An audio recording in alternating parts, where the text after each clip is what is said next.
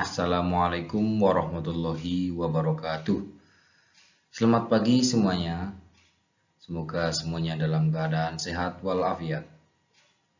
Alhamdulillahirabbil alamin. Pada hari ini kita masih diberikan kesehatan sehingga masih bisa melaksanakan kewajiban kita, yaitu belajar.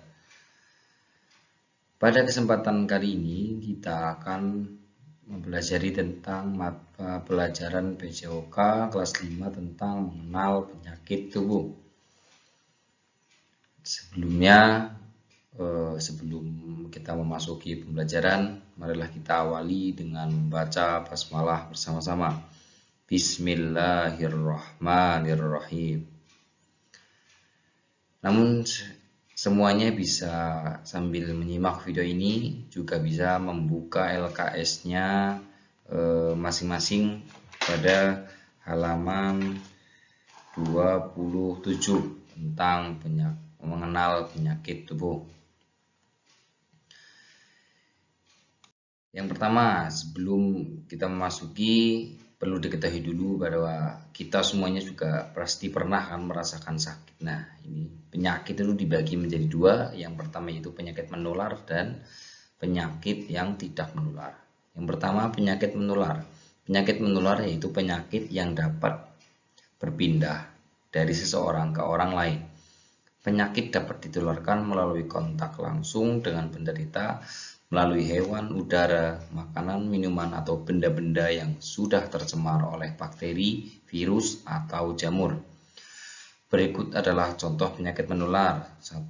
Penyakit menular pada kulit ada kudis, kadas, cacar air, panu.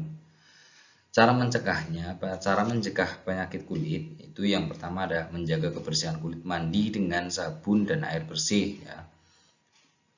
Yang kedua, menghindari kontak langsung dengan penderita, menghindari menggunakan barang-barang yang dipakai oleh penderita atau orang yang sedang sakit.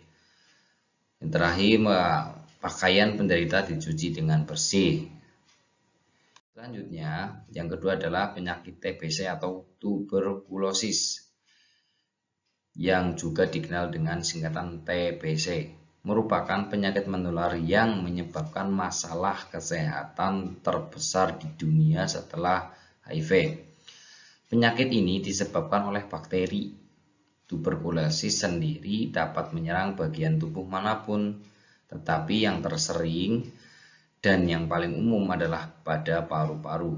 Penyebab penyakit ini terjadi melalui orang yang mengidap TBC, kemudian batuk dan bersin menyemburkan air liur yang telah terkontaminasi dan terhirup oleh orang yang sehat yang kekebalan tubuhnya lemah terhadap penyakit tuberkulosis.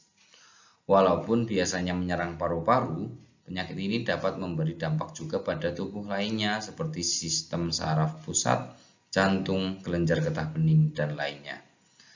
Cara pencegahannya yaitu dengan menghindari kontak dengan penderita, vaksinasi dengan BCG semasa bayi, makan makanan yang bergizi. Yang nomor 3 yaitu ISPA. ISPA adalah singkatan, kepanjangannya adalah infeksi saluran pernafasan bagian atas.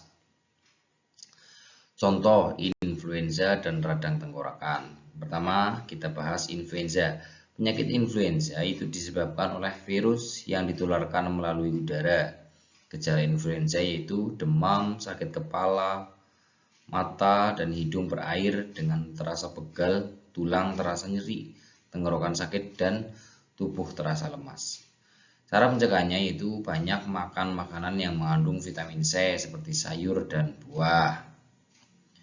Hindari kena hujan, kurangi minuman dingin, hindari daerah yang berasap dan berdebu.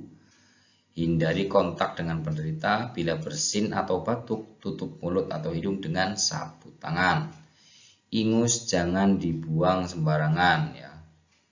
Selanjutnya, penyakit pada saluran pencernaan.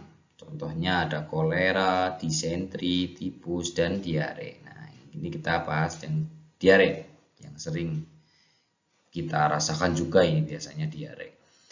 Gejala utama diare adalah buang air besar secara terus-menerus, nyeri pada perut, dan kadang disertai mual, muntah, dan demam. Diare dapat disebabkan karena kerancuan makanan atau minuman, tidak mencuci tangan sebelum makan. Peradangan usus, penderita diare sebaiknya diberi cairan berupa larutan gula garam atau LCG, atau oralit, makanan yang bergizi dan juga obat. Cara mencegah diare yaitu menjaga kebersihan diri, lingkungan, makanan, dan minuman. Alat yang dipakai penderita dicuci dengan sabun. Yang kelima yaitu demam berdarah dengue atau DBD. Ini juga sering kita dengar. Penyakit demam berdarah disebabkan oleh virus dengue dan ditularkan melalui nyamuk, yaitu nyamuk Aedes aegypti. Gejala khas DBD yaitu demam tinggi, timbul bintik-bintik merah, penurunan trombosit, nyeri pada persendian, dan juga pendarahan. Cara memberantas nyamuk Aedes aegypti bisa dilakukan dengan cara 3M. Apa itu? Menguras bak mandi, menutup tempat penampungan air, dan mengubur barang-barang bekas. Tadi sudah itu ada 5 tadi, hanya sebagai contoh dari penyakit yang menular. Sekarang kita masuk ke penyakit yang tidak menular. Penyakit tidak menular adalah penyakit yang tidak dapat ditularkan ke orang lain. Penyakit tidak menular biasanya terjadi karena faktor keturunan dan gaya hidup tinggi, kekurangan gizi yang tidak sempurna, alergi, konsumsi gula berlebih, dan sebagainya. Adapun contoh penyakit tidak menular antara lain yang pertama ada hipertensi. Hipertensi atau disebut dengan darah tinggi adalah kondisi medis kronis dengan tekanan darah yang meningkat di arteri. Peningkatan ini yang menyebabkan jantung harus bekerja lebih keras dari biasanya untuk mengedarkan darah ke seluruh tubuh. Itu adalah penyakit hipertensi. Selanjutnya yaitu penyakit diabetes. Penyakit diabetes terjadi karena kadar gula dalam darah meningkat. Penderita diabetes sebaiknya tidak mengkonsumsi makanan yang mengandung zat karbohidrat terlalu banyak, tetapi dalam kadar yang seimbang. Yang selanjutnya adalah penyakit osteoporosis. Adalah penyakit tulang yang mempunyai sifat-sifat khas berupa massa tulang yang rendah, disertai penurunan kualitas jaringan tulang yang akhirnya tulang menjadi rapuh ataupun kropos. Nomor 4, penyakit yang tidak menular yaitu sariawan. Nah, ini juga sering nih kita merasakan sakit sariawan. Sariawan adalah suatu kelainan pada selaput lendir mulut berupa luka pada mulut yang berbentuk bercak berwarna putih kekuningan dengan permukaan agak cekung. Sariawan disebabkan karena kekurangan vitamin C, luka tergigit, alergi mengkonsumsi makanan atau minuman panas, mulut yang tidak terjaga kebersihannya, tubuh yang tidak fit, dan sebagainya. Adapun tindakan yang dapat dilakukan untuk bisa mencegah penyakit yang bisa kita lakukan yaitu antara lain bisa mencuci tangan menggunakan sabun, melakukan olahraga secara rutin, mengkonsumsi makanan yang bergizi seimbang, menjaga kebersihan diri dan lingkungan, dan menggunakan air yang bersih. Ya, itu dia tadi sedikit materi tentang macam-macam penyakit pada tubuh. Ada penyakit menular dan juga penyakit tidak menular. Seperti sekarang ini sedang masa pandemi juga, ya, sedang masa pandemi. Mudah-mudahan kita semua dapat terjaga dan juga bisa terbebas dari pandemi corona ini. Marilah kita akhiri dengan membaca hamdalah bersama-sama. Alhamdulillahirabbil alamin.